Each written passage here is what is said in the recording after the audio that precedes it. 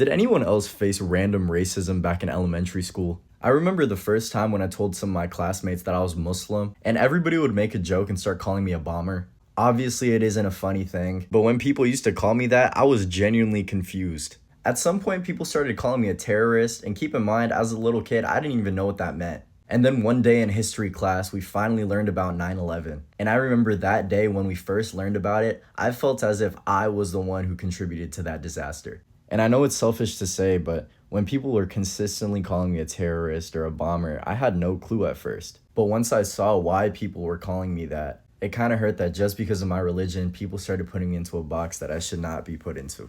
And I feel like that subtle racism we see in school is the reason why racism is so prominent. It's a behavior that we learn really young. And obviously, as kids, we don't know better. But dang, I really wonder how much better our world would be without those little microaggressions, without those little jokes. Because at the end of the day, all of us have the same common denominator. We're all humans, regardless of our differences in religion, belief, culture. We live on the same planet. And the only way for us to do better is to have respect for each other. Anyways, please comment if you've ever faced racism growing up.